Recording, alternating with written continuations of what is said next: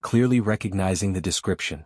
After a moment, a heavy door beside the desk opened, and Kalen emerged, his face a mask of calculated fury. The shield of Lyra? Kalen sneered, his eyes glittering with cold suspicion. The human who was cowering behind the vampire princess? What insolence allows you to speak my artifact's name? You're lucky I didn't let the trackers fillet you. I am the reason your auction failed, Kalen, Elias replied, walking straight up to the mage. And I am the reason the Bone Seeker didn't catch you with the eye. The night guard set the whole thing up. They didn't want the eye, they wanted the princess. Now she is captured and being taken to the citadel. Kalen's arrogance flickered, replaced by genuine alarm. Captured? In the tunnels? That changes the entire calculation. The citadel is impossible to breach. And if the night court gets the eye, my head will be next. Exactly, Elias pressed, playing his only card. We have a common enemy, Kalen, and a mutual problem. You need the princess for leverage and I need the eye to save her. I have a proposal. Kalen studied Elias, his gaze predatory. A proposal from a mere human? Speak quickly or I turn you into a coat rack. The princess is the only one who knows the hidden weaknesses of the citadel's defenses, Elias stated, maintaining fierce eye contact. The night guard will interrogate her. If they drain her for that knowledge, no one can get close. You need her alive and free to draw their attention. I need the crimson eye as a bargaining chip. Elias leaned in, dropping his voice to a confidential whisper. We exchange the eye for Lyra.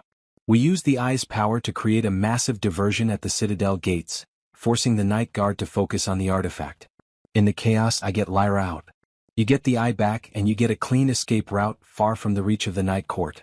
Kalen's eyes narrowed, his mind racing through the dangerous proposal. You want to borrow the most powerful artifact in existence?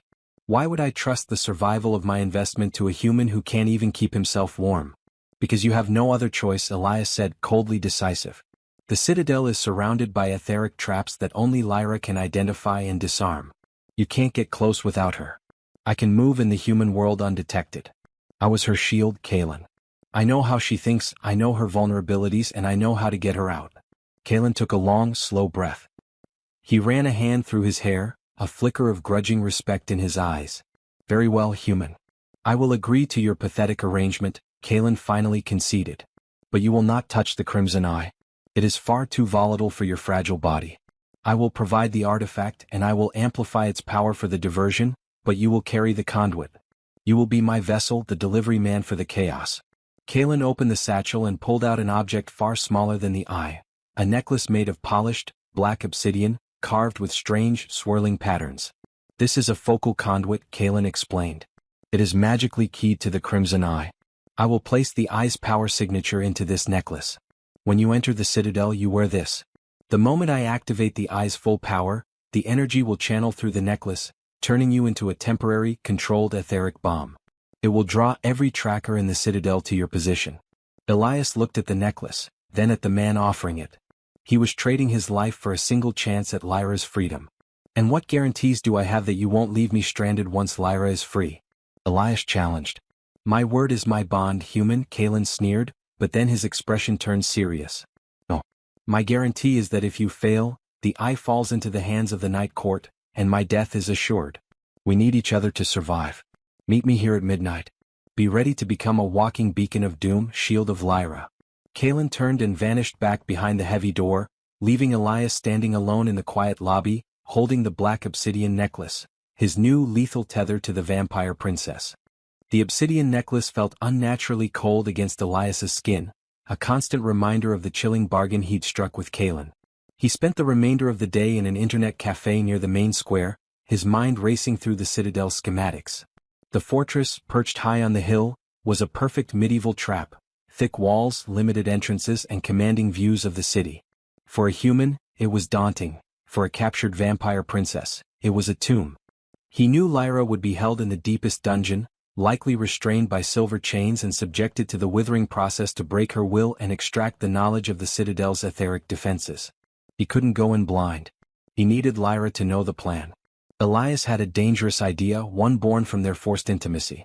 Lyra had taught him that her species, the Night Court, could sense subtle fluctuations in etheric energy. The focal conduit around his neck was designed to channel a massive blast, but Elias wondered if he could use the smaller ambient trace of energy in the necklace for a more delicate purpose. He found a secluded corner in the cafe, shielded by a tall potted plant.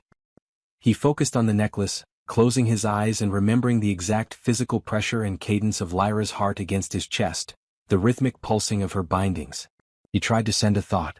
Not a spoken message, but a pure, concentrated burst of feeling and information directed toward the citadel. He envisioned the map of the tunnels beneath Goldsmith's Alley, the route he had taken to escape, and the single small maintenance hatch Lyra had pointed out as a possible secondary exit. He poured all his remaining emotional energy, the warmth, the fear, the desperation of their shared survival, into the black stone. He focused on a single coded instruction: maintenance hatch. Midnight. Don't fight them. Wait. He continued the exercise for 10 minutes, until the obsidian felt faintly warm, a sign that a minuscule amount of latent ether had flowed through it. He hoped Lyra, even in her weakened state, would recognize the unique resonance of the man who had been her heat shield. Elias met Kaelin back at the hotel precisely at 11 o'clock. Kaelin was perched on the edge of the bed, the crimson eye resting on a stack of silk scarves, pulsating with a hypnotizing internal red light. Your face is pale, human, Kaelin observed, a cruel smile playing on his lips. Afraid of being atomized? You should be. I did what you asked, Elias stated, ignoring the taunt. Now, I need to know the mechanics of the diversion. How do I survive the explosion you're planning? Kaelin chuckled, a dry, rattling sound. You don't. You will be at the epicenter. But the focus of the blast will be upward. I will remotely trigger the eye from a distance. The power channeled through your conduit will breach the citadel's main gate and create a massive, concentrated column of ether that will draw every night guard from the dungeon to the walls. What's my time window? The surge will last exactly 60 seconds, Kaelin informed him, his eyes cold and technical. After the surge, the conduit will explode, taking you with it. But in those 60 seconds, the night guard will be completely paralyzed by the noise and the power. That is your window to find the princess and escape. Elias swallowed the knot in his throat. 60 seconds. That was his entire lifespan. Activate the conduit, Elias ordered. I need to know I can walk through the citadel without incinerating myself before the main blast. Kaelin raised an eyebrow, impressed by the human's courage. He took a heavy ornate silver ring from his finger. This is the attunement key, he explained. It allows me to remotely push a minimal non-lethal pulse through the necklace. Kaelin pressed the ring, and Elias felt a sudden electrical shiver run through the obsidian. The necklace didn't glow, but Elias felt his entire body suddenly radiate heat, not the comforting warmth of Lyra but a sharp, unnatural fever. This is the tracking pulse, Kaelin said. Every tracker will feel this. You are a walking low-grade beacon. They will know you are a threat but not the scale of the threat. Good, Elias said, adjusting his hood. Now let's go free a vampire princess. Kaelin packed the crimson eye carefully and led Elias out of the hotel. They drove a stolen black car up the winding, dark road to the Citadel Hill. They stopped at a secluded spot overlooking the fortress. The citadel was dark, silent, and formidable, a massive, ancient stone beast. I will take the eye 2 kilometers in the opposite direction, Kaelin explained, setting up a tripod and a strange array of polished mirrors. You will scale the outer wall. Use the maintenance route. Get to the main gate's internal controls. When you are ready, send me a final pulse with the conduit. Then the clock starts. Elias nodded, his heart hammering the rhythm of the life he was about to risk. He started the climb. The old stone was slick with moss and cold dew. He used every ounce of his athleticism, driven only by the terrifying, focused heat that the obsidian necklace was pushing through his veins. He reached the top of the wall, finding a discreet access door into the fortifications. He was inside the citadel. He moved through the inner courtyard like a ghost, following the schematics he'd memorized. The air was cold, sterile, and heavy with the oppressive magic of the night guard. He found the main gate controls, a small, fortified room near the main portcullis. He keyed the final message into the necklace, focusing his mind on Kaelin's distant position. Ready. He felt a deep, wrenching finality as he let go. The power was in Kaelin's hands now. He knew Lyra was somewhere deep below. He had only a minute of chaos. He had to be fast. He took a final look at the gate controls, then turned and plunged into the network of dark stairwells leading down to the dungeons. Suddenly, a massive, deafening boom tore through the silence of the citadel. The ground beneath Elias's feet shook violently, the ancient stone walls groaning in protest. The air ignited in a brilliant, terrifying pillar of crimson light that rose high above the fortress. Kaelin had triggered the crimson eye. Elias's body surged with an unbearable, electric heat. The conduit was channeling the eye's catastrophic power through him. He was a walking sun, a targeted beacon of etheric fury. He heard the cries of the night guard, the thunder of armored feet, all rushing frantically toward the main gate. The plan was working. He had 60 seconds. He crashed through the dungeon door, the heat radiating from him so intensely that the air around him crackled. He saw a line of cells, and in the last one, restrained by heavy silver chains, was Lyra. She was pale, weak and cold, but her silver eyes were open, fixed on him. She saw the fiery obsidian around his neck, the source of the inferno. She saw the deadly purpose in his eyes. And she nodded, acknowledging the message he had sent. Maintenance hatch. Wait. Elias ran to her cell, the ticking clock of the conduit's imminent explosion deafening everything.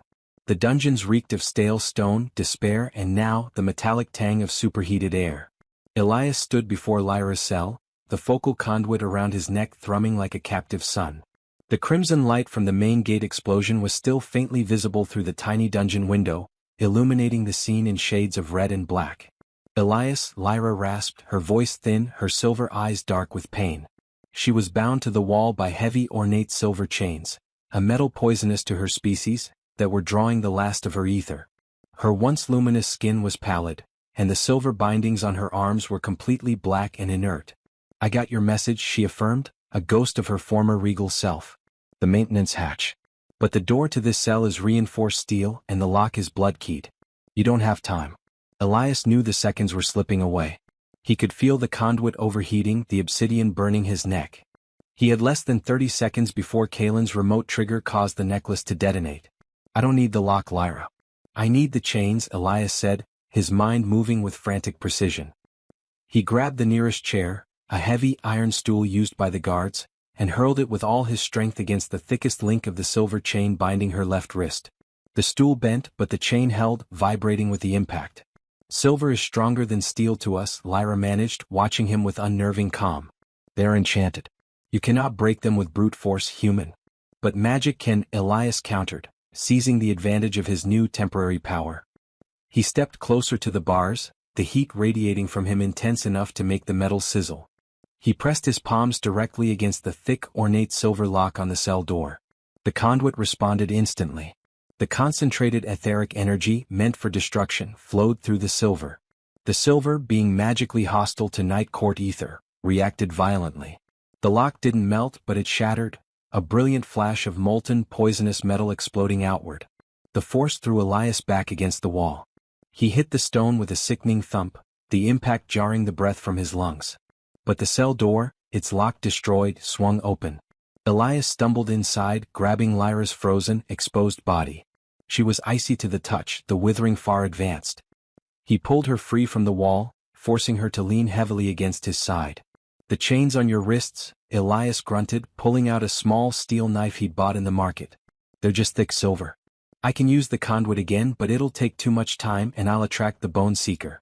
No time, Lyra breathed, her head resting against his shoulder, her body greedily absorbing the conduit's heat, the terrifying life-giving heat. Listen, Elias.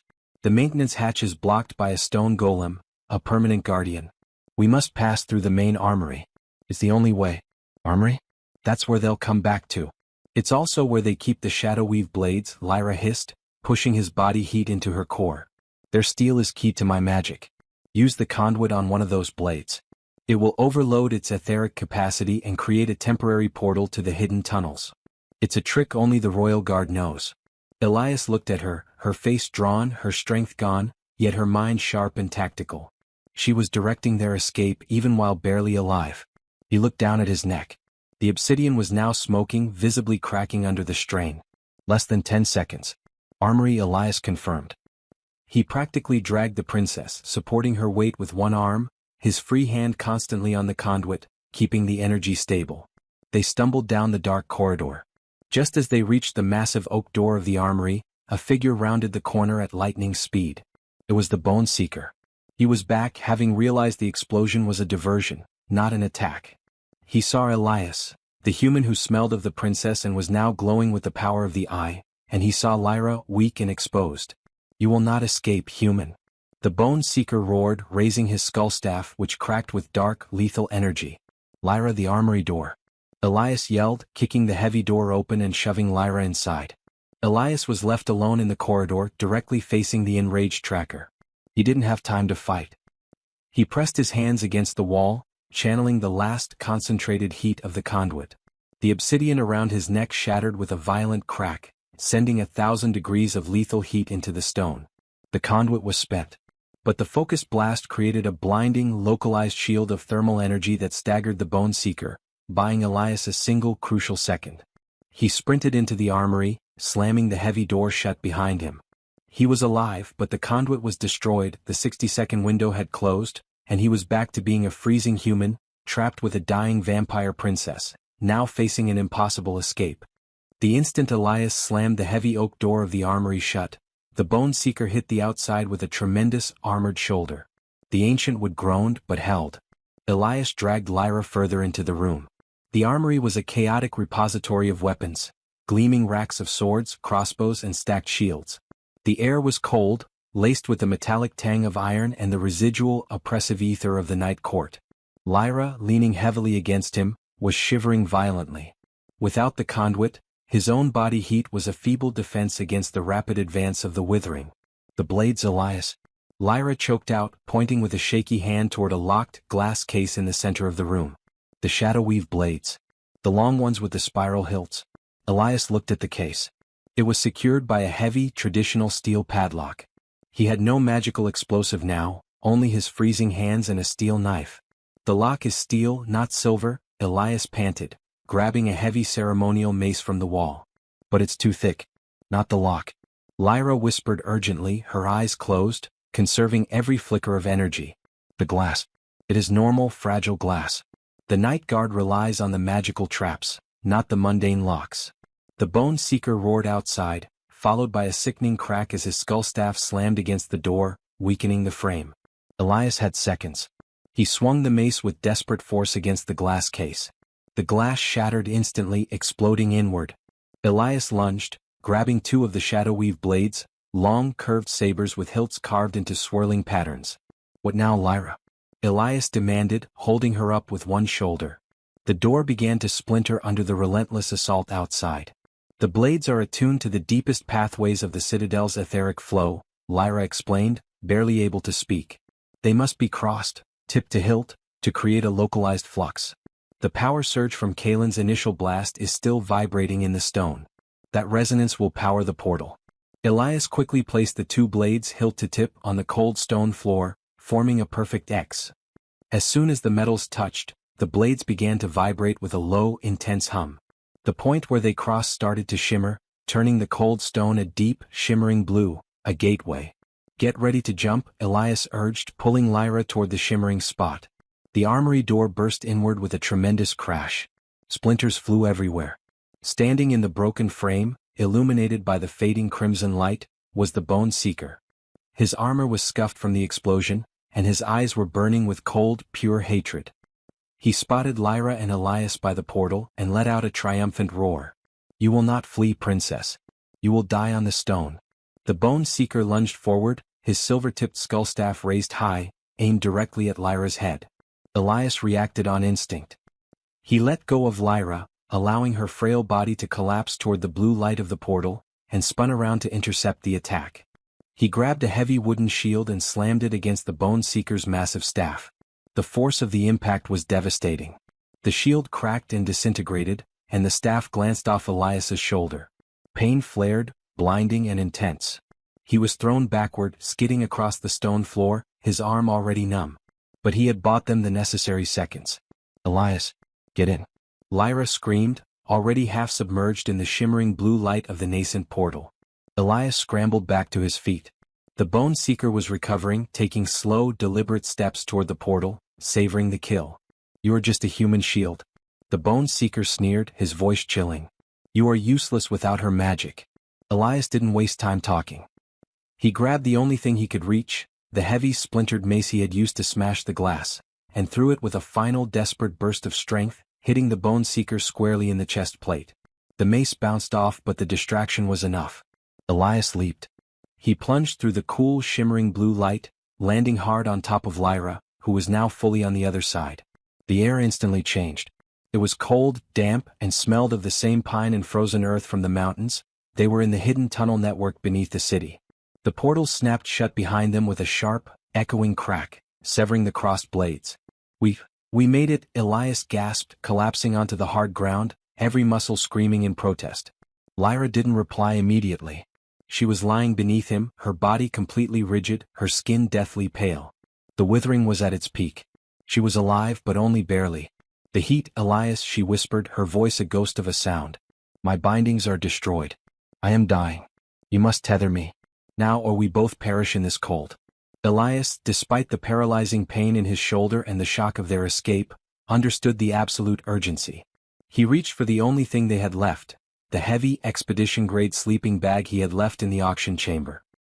He realized then what Lyra had been doing when she pushed him out. She hadn't left the sleeping bag as a decoy. She had thrown it into the tunnels, knowing he would need it to complete the escape. Kalen's explosion had blasted the bag back toward the chamber, but it must have been shielded by the stone golem. He felt around the dark floor. His fingers brushed against a familiar heavy nylon. He had it. Elias ripped open the bag and, with a last surge of desperate strength, hauled Lyra's frozen body fully inside, following immediately. He wrapped his arms and legs around her, pressing his entire core to her, sealing them both inside the thick material. It wasn't affection. It was a brutal, primal act of survival.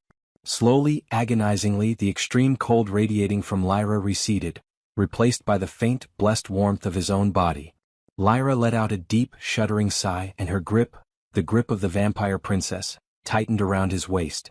This time, the embrace was not just for survival, but a silent acknowledgement of their complete, irreversible dependence. They were free of the citadel, but they were trapped in the tunnels and they still didn't have the crimson eye. The dark tunnel was silent, save for the shallow, rhythmic sounds of two people desperately clinging to life. Elias and Lyra remained locked in the thick, insulated cocoon of the sleeping bag for what felt like endless hours. Elias's injured shoulder throbbed with a dull, excruciating ache, but the focused, desperate warmth of Lyra's body pressed against his own was a more urgent sensation. He felt the terrifying cold of the withering slowly receding, replaced by a slow, agonizing return to her normal, supernatural warmth. Lyra was healing, but the process was draining him completely. His head swam with exhaustion, and his own core temperature felt dangerously low. Elias, Lyra finally whispered, her voice regaining its low melodic quality, though still brittle with exhaustion. Her eyes fluttered open, the silver now faint but steady. We are safe for the moment. The portal will have sent the Bone Seeker's men into a frenzy, but the tunnel network is vast. They cannot track us here. Good, Elias managed, his voice hoarse. You're alive. Your bindings? Lyra looked down at her forearm. The intricate silver runes were still black, but she could now see a faint, almost invisible golden shimmer at the edges. They are destroyed but not inert. The sheer proximity to your human heat has started a spontaneous, crude repair. It will take days to stabilize, and I will be utterly dependent on you until then. She tightened her arms around him, a gesture now rooted less in threat and more in fundamental necessity. We need to get out of these tunnels, Elias said. The Bone Seeker knows this network exists. We need to reach the surface and find a place to hide. And we need to find out what Kalen did. Lyra used her remaining strength to pull a small metal map cylinder from an inner pocket of her ruined cloak. This tunnel leads to the main catacomb drain.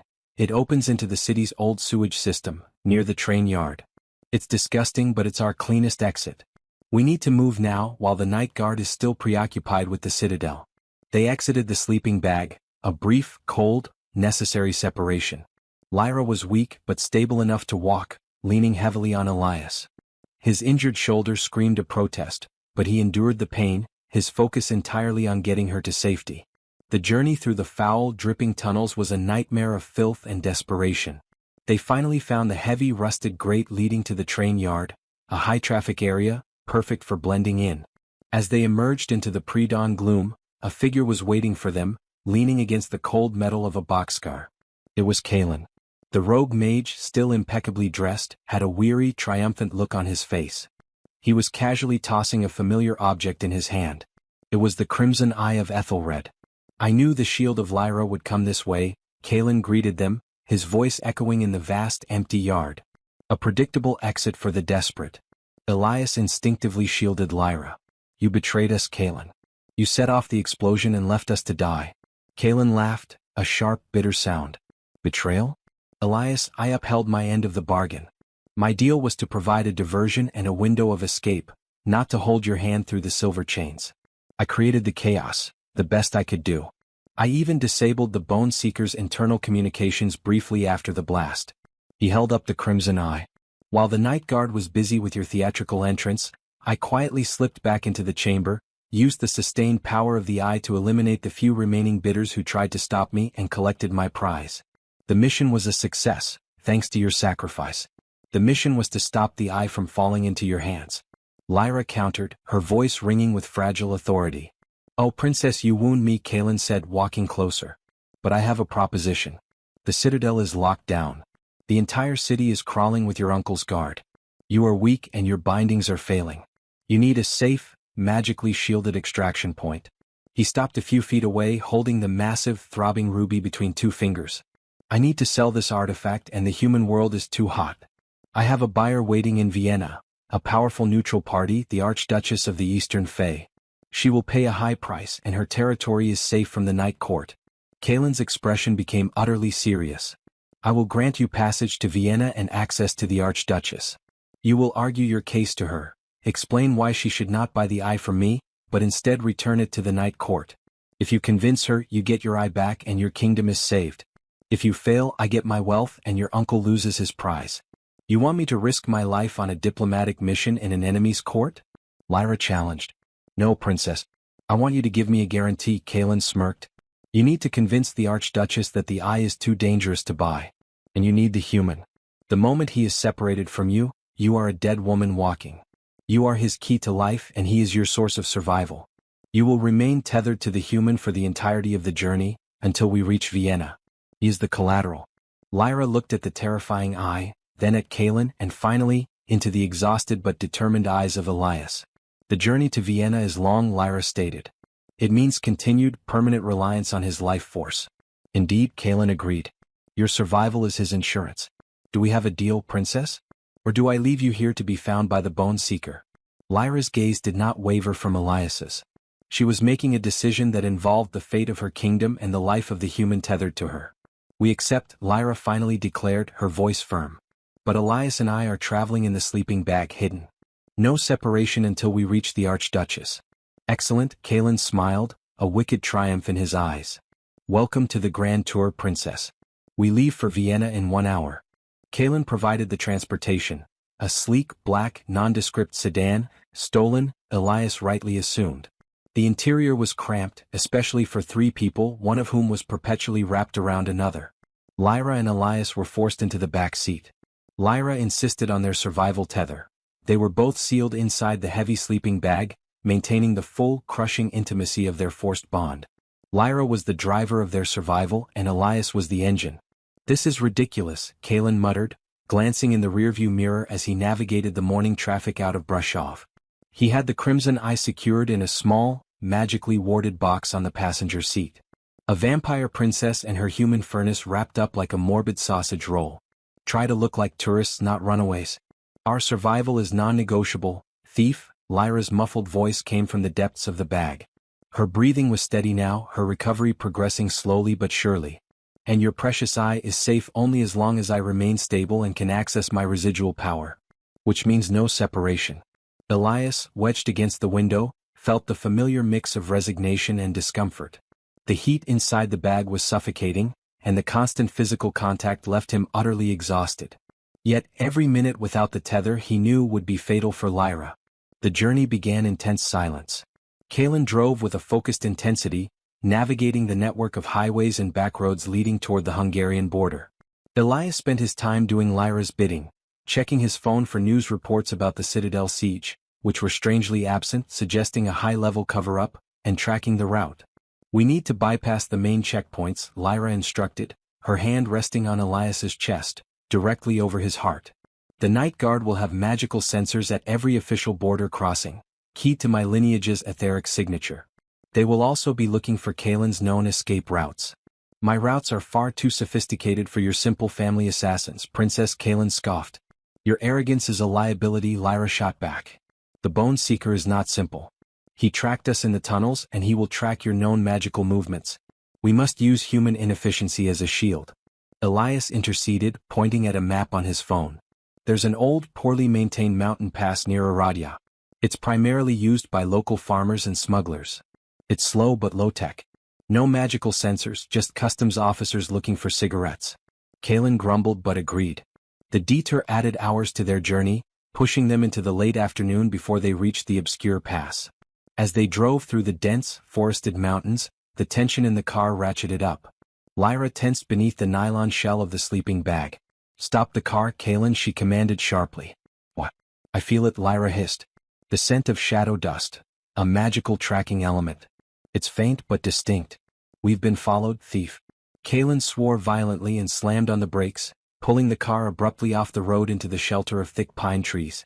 He grabbed the Crimson Eye box and flung open the driver's door. "The Bone Seeker's pet assassins are here," Kalen realized, his voice edged with panic. "They tracked my residual magic just as you warned. We have to run." "No. They will catch us if we run," Lyra instructed, her voice regaining a steeliness that belied her weak state. "They are not here for the Eye, Kalen. They are here for me. If they take me, they win the war against my mother. We must turn the tables. Elias, get out of the sleeping bag." Elias obeyed, peeling himself away from Lyra's desperate warmth. He felt the cold immediately, but Lyra's recovery had gifted him enough residual heat to function for a few minutes. Lyra, weakened but stable, remained in the back seat, using the car as cover. "Take this, Elias," Lyra said, pressing something cool and hard into his hand. It was a single, perfect silver scale from her folded wing. "It is infused with a minuscule amount of my blood ether. It will act as a concentrated lure. They will lock onto this, believing it is a piece of the destroyed bindings." "What's the plan?" Elias asked, clutching the silver scale. "Kalen," Lyra called out. "You are a mage. Create a simple illusion, a shimmering thermal outline of a lone woman running away from the car, carrying the Eye. The shadow dust trackers are precise, but they are also single-minded. They will chase the illusion." Kalen, seeing the logic in the princess's desperate plan, began to chant under his breath, drawing a swirling vortex of shimmering heat and light just a few meters from the car. The illusion was flawless, a perfect thermal copy of Lyra running into the depths of the forest, the red pulse of the Crimson Eye visible in its illusory hand. "Elias," Lyra commanded, her silver eyes fixed on him. "You are the anchor. Run in the opposite direction toward the cliff edge. Throw the scale off the edge toward the valley and then run back to me. The combined lure of the illusion and the scale will scatter the trackers. We get back on the road and drive until we hit Vienna." Elias knew the risk. He was exposing himself, drawing the attention of the assassins. But he was Lyra's only functional soldier. He nodded, the adrenaline replacing the exhaustion. He bolted away from the car, running towards the sheer drop of the cliff edge, the tiny silver scale burning in his hand. The instant he reached the cliff, he heard the first sound of pursuit, a silent, deadly swoosh as a figure descended from the high trees, followed by another. Two of the night guard, masked and silent, had locked onto the heat signature of the scale. They ignored the shimmering illusion and bore down on Elias. Elias hurled the silver scale into the dizzying void of the valley. It caught the wind, flashing a signal like a tiny star, and was instantly lost to the depths. Now he was the target. The two trackers, realizing the scale was merely a lure, pivoted instantly, their silver blades drawn, closing the distance to the human shield. "Kalen. Now." Lyra screamed from the car. Kalen, finished with his illusion, snapped his fingers. The illusory Lyra vanished. The two trackers, momentarily confused and surrounded by conflicting thermal and magical lures, hesitated. Elias used the moment. He turned and sprinted back towards the safety of the car, the blades of the night guard assassins mere inches from his back. Elias scrambled back into the car, his heart pounding a frantic rhythm against the nylon shell of the sleeping bag, where Lyra was waiting. He fell against her, his exhausted body instantly seeking the familiar, stabilizing warmth. Kalen didn't wait. He slammed the car into drive and accelerated violently, spinning gravel as he shot back onto the mountain road. Did they follow? Kalen barked, glancing nervously in the rearview mirror. Lyra, still muffled by the thick bag, pressed her cool hand against Elias's exposed skin, tracing the faint outline of the wound on his shoulder. "No. Your illusion was crude, thief, but effective. The combination of the false thermal signature and the falling ether scale scent will divide their pursuit for hours. We have a clear window, but it is closing fast. Drive without stopping, Kalen." The next few hours were a blur of motion, paranoia, and oppressive heat. Elias and Lyra remained locked together in the back seat, a constant heavy weight of mutual necessity. The cold from the outside world became a distant threat, replaced by the internal humidity of their shared cocoon. Elias had been terrified for Lyra, but now, with the danger momentarily past, a new, more confusing set of emotions settled over him. When he was running from the trackers, his primary drive wasn't survival.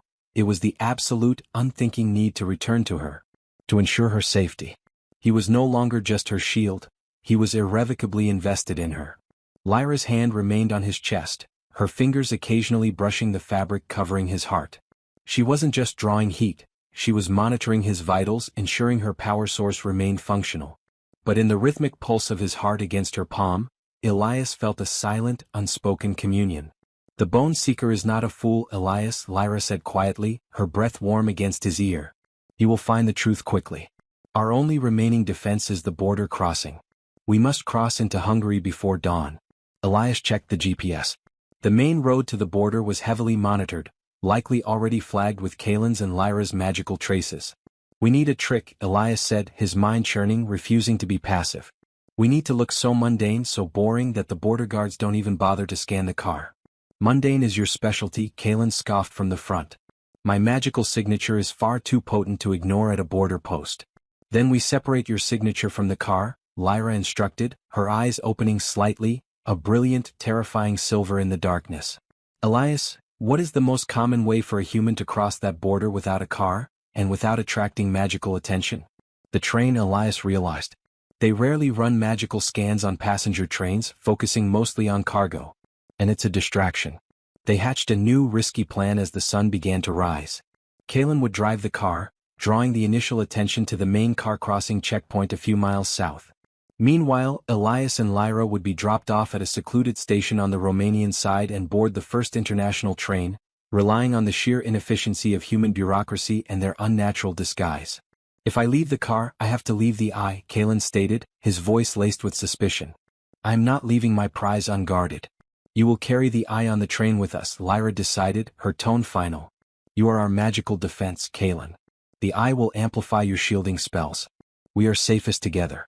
And this is your guarantee: if you separate from us, the Bone Seeker will find you first." Kalen grudgingly agreed, recognizing the desperate truth of her threat. They stopped at a tiny, deserted train station, just as a slow, rattling train pulled into the platform. Elias and Lyra quickly separated from the sleeping bag, a quick, cold break, and pulled their jackets tight. Lyra used the brief moment to adjust her disguise, pulling the hood lower and trying to affect the look of a tired, withdrawn traveler. They boarded the train, Elias supporting Lyra's weight as if she were a recovering patient. Kalen followed, the magically warded box containing the crimson eye tucked into a plain backpack.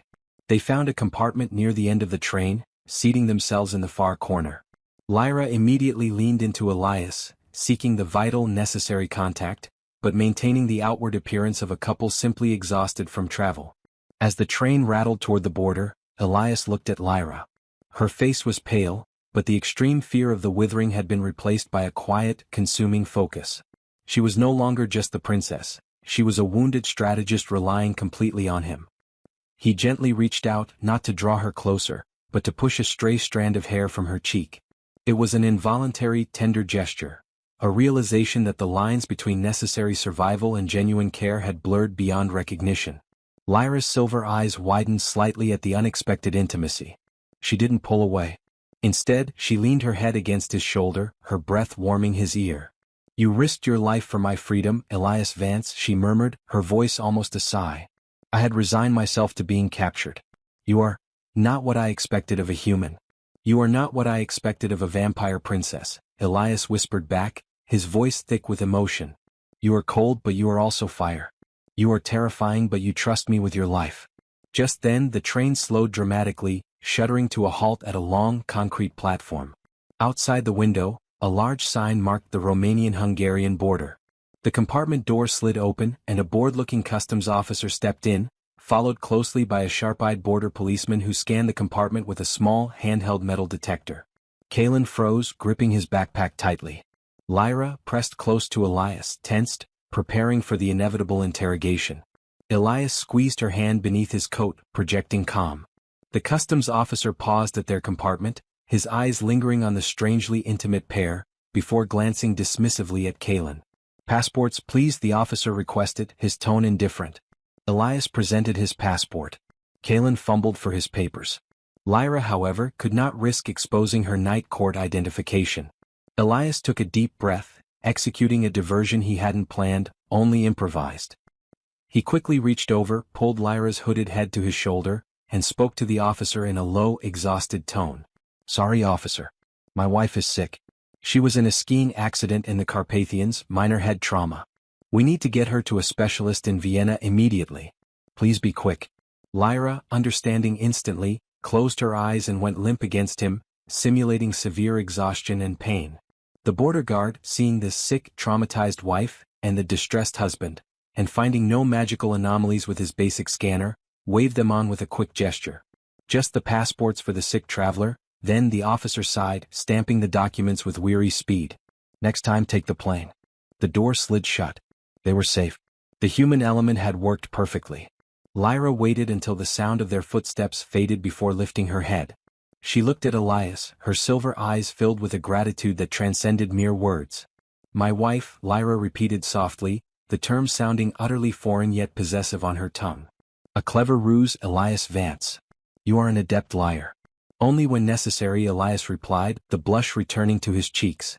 He still felt the phantom warmth of her simulating a head injury against his own. "We are in Hungary now, Lyra. One step closer to Vienna. One step closer to the Archduchess." But they were also one step closer to the final separation, and neither of them mentioned it. The train compartment, rocking steadily through the Hungarian plains, was a crucible of tension. Elias and Lyra remained outwardly posed as a tired, intimate couple, but the shared sleeping bag beneath their coats felt less like a necessity and more like a permanent, invisible extension of their bodies.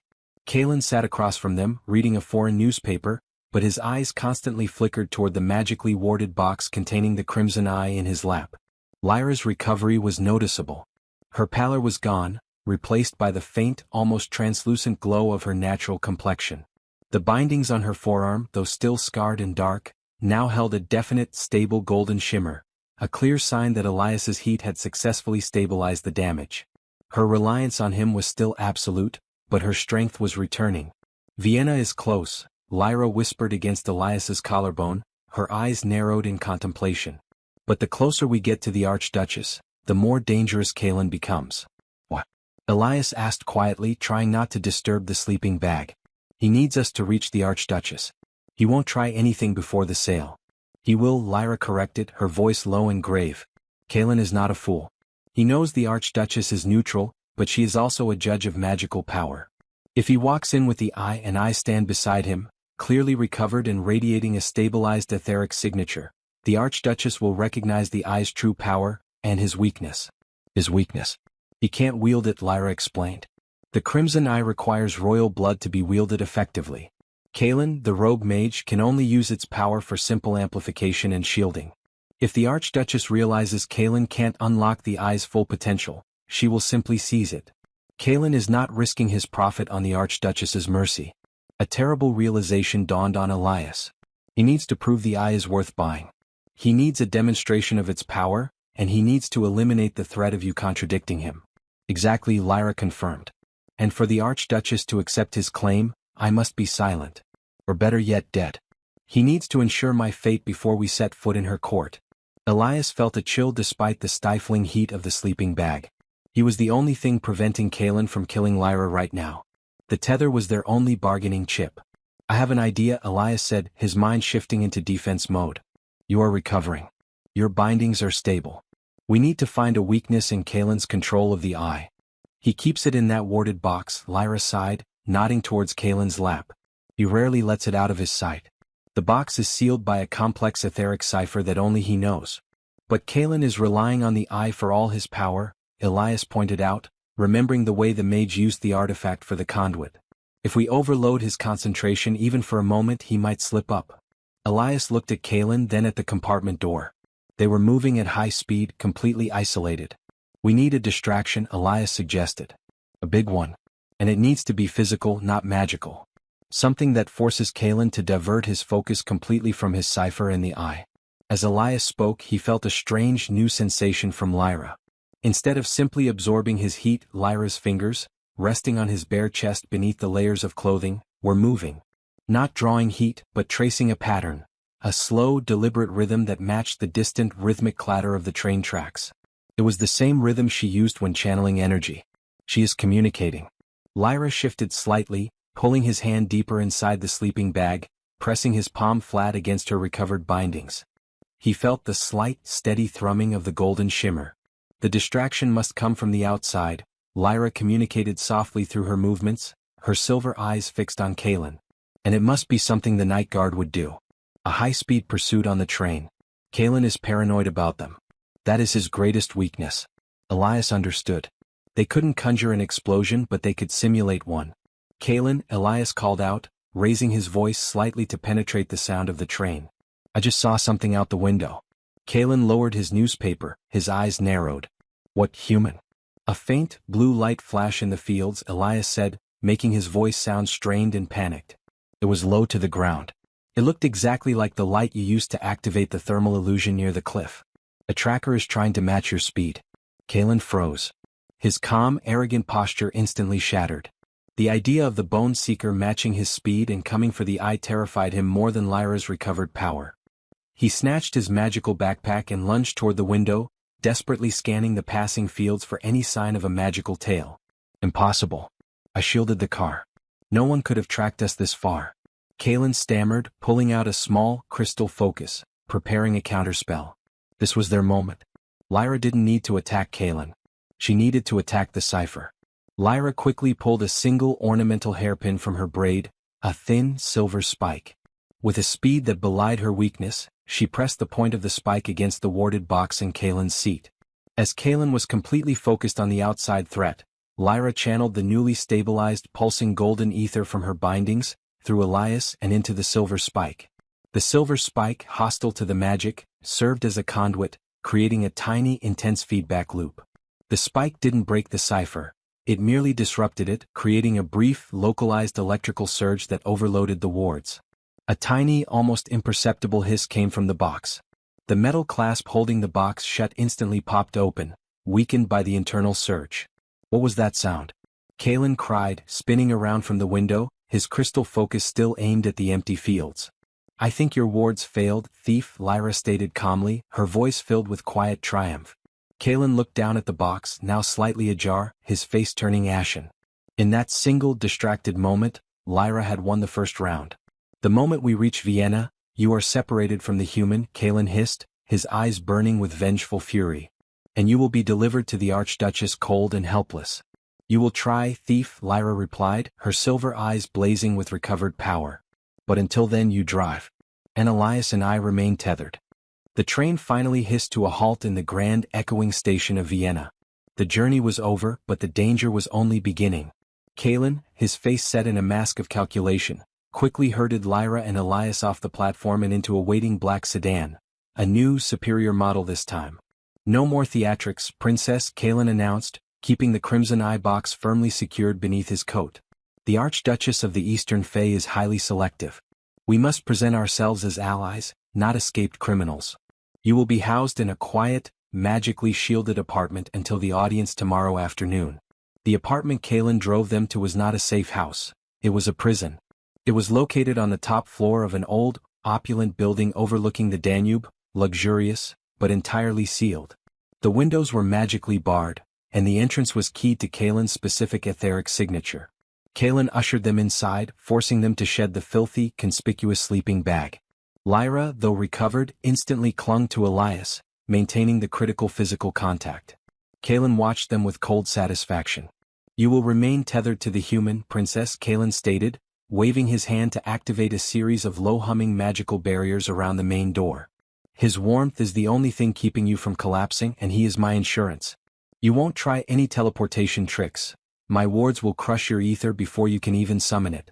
I return tomorrow morning. Be ready to face the Archduchess.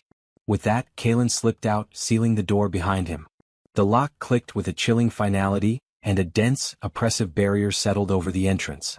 Lyra immediately pulled Elias into the most discreet corner of the lavish apartment. She was breathing heavily, not from exertion, but from the realization of their absolute helplessness. He lied, Lyra hissed, her silver eyes blazing with cold fire. He never intended for me to speak to the Archduchess. He will use my dependency as proof of my weakness, arguing that the night court is finished and that the eye is free for sale. We have to get out of here, Elias whispered, running his hands over the smooth, cold stone of the wall, searching for a seam or a weakness. But the windows are barred and Kaelin's magic is too strong for us to break the door. We don't need to break the door, Elias. We need to signal, Lyra replied, her strategic mind working at furious speed. Vienna is a key neutral zone. My mother, the Queen, placed a small network of loyalists here, emissaries, spies and hidden acolytes, decades ago.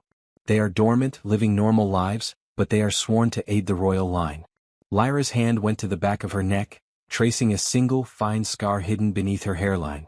The network is keyed to an archaic form of etheric pulse, a silent hum.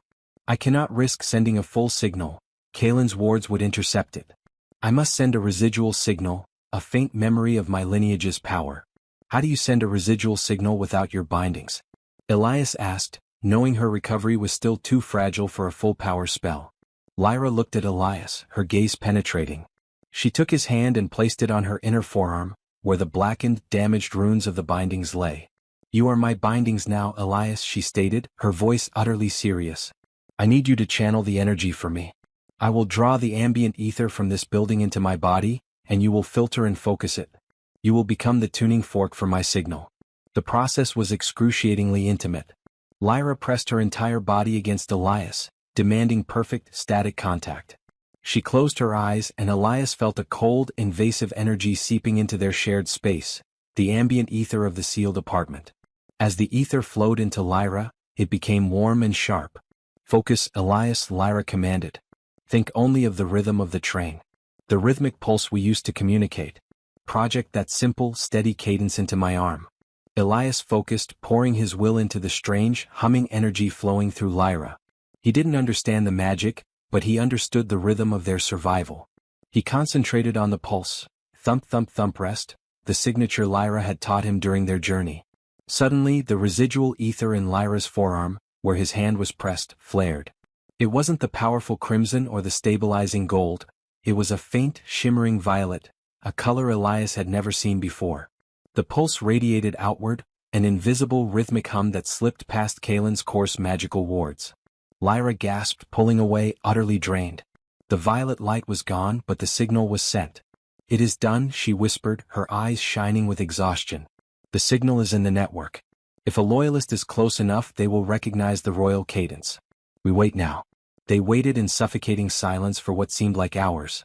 Just as the sun began to dip below the Viennese skyline, casting the luxurious prison in golden hues, a faint, metallic scratch came from the service vent near the ceiling. A piece of paper, folded into a precise, geometric shape, fluttered down onto the Persian rug. Lyra snatched it up, her hands trembling. She unfolded the paper. It was a note, written in archaic script and bearing a faint, familiar night court seal. The note was brief and direct. The signal was received, heir. The Bone Seeker has arrived in the city, tracing the magical residue of the Citadel blast. Do not attempt to leave the building. We will breach the wards and extract you tonight. Prepare to move fast. The Archduchess's court is the only safe haven. Trust the tether. Lyra looked at Elias, her silver eyes dark with a terrifying mix of relief and renewed dread. The Bone Seeker is here, Lyra stated, her voice tight. Kaelin's prison has become our last line of defense. And my loyalists are coming. We have only hours to prepare for a fight that will determine the fate of my kingdom. The Viennese apartment, once a luxurious prison, became a fortress on the eve of the final showdown. Lyra, her eyes reflecting the tension of the city lights, held Elias close. His warmth was the stable core she needed, the foundation for the final, most complex magical operation of her life. They will attack at midnight, Lyra murmured, the scent of the night air sharpening her senses. The night guard is precise. They will breach Kaelin's wards the moment the distraction is maximal.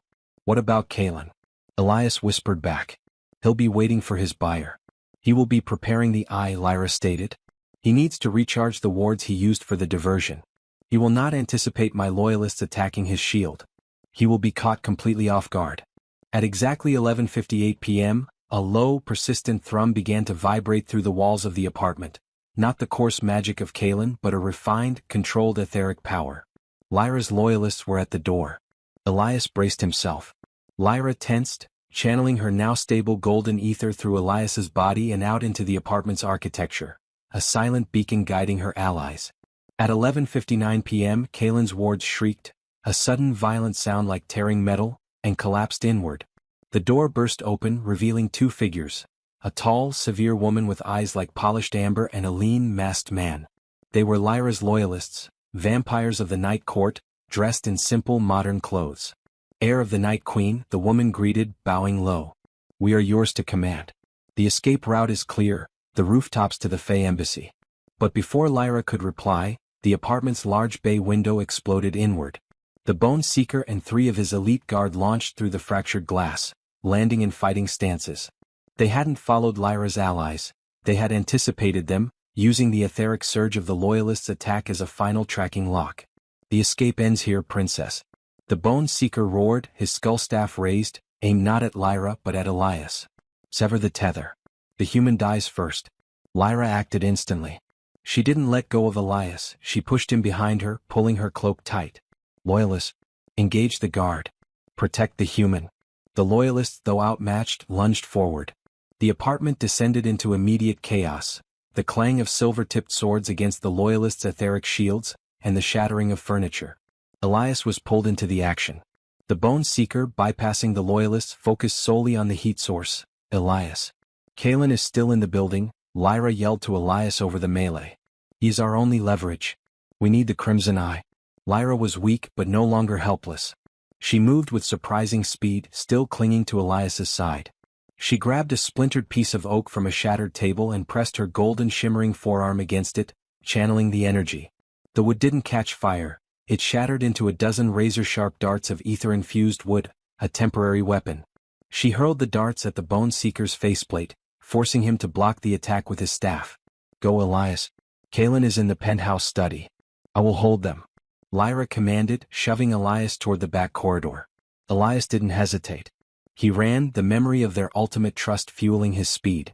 He crashed into the study, finding Kalen huddled over a workbench, furiously working with the Crimson Eye. You failed, thief. Elias yelled. The Bone Seeker is here. Your protection failed. Kalen looked up, his face a mixture of fury and shock. My wards held. This is the princess's doing. Get away from the eye. Kalen lunged, but Elias was faster. He snatched the protective box holding the Crimson Eye off the workbench. Kalen screamed in magical fury, hurling a binding spell that hit Elias's shoulder. It didn't physically harm him, but it felt like a concentrated blast of ice, a painful reminder of his lack of defense. Elias, ignoring the burning cold, turned and ran back to the main room. The fight was going badly. One Loyalist was down and the Bone Seeker had pinned the other, his staff raised for the killing blow. Bone Seeker, stop. Elias roared, bursting into the room. He held the box high, its thrumming crimson power visible through the cracked wood. I have the eye. Call off your men or I drop it. The Bone Seeker froze. The threat was absolute. If the eye was damaged, the power could detonate, destroying the entire building and everyone in it. Put it down, human. The Bone Seeker hissed, his focus shifting entirely to the artifact. No, Lyra cut in, stepping forward, leaning heavily on Elias for support. Her voice was strong, commanding. The time for war is over. The Archduchess of the Eastern Fae has been waiting for us. Bone Seeker, your orders are to retrieve the eye for the Queen, not destroy it. You know the consequence of failure. Kalen, open the way to the Fae Embassy. Kalen, seeing the Bone Seeker distracted and the eye held hostage, realized he had lost all leverage. His only chance for a sale was to cooperate. The Fae Embassy is 2 blocks away, Kalen conceded, his voice defeated. Their territory is magically sovereign. No Night Guard can follow. But you must hurry. Kalen raised his hands and fired a precisely targeted spell, blasting a clear hole in the shattered window frame. Lyra, go. Elias urged. We go together, Lyra stated, pulling Elias tight against her side. The Bone Seeker cannot risk following us onto Fae ground, but he will not let us escape. We need a final act of tethering. Lyra reached into the box, her fingers brushing the pulsing ruby. She didn't grab the eye, she grabbed a single energized shard that had broken off the protective casing. She slammed the shard into the Bone Seeker's chest plate, where his ether was most concentrated. The Bone Seeker cried out as the shard discharged its contained energy, creating a blinding, chaotic etheric pulse that completely disrupted his tracking sense. Lyra grabbed Elias, and they launched themselves through the window and onto the adjacent rooftop, leaving Kaelin and the paralyzed guard behind.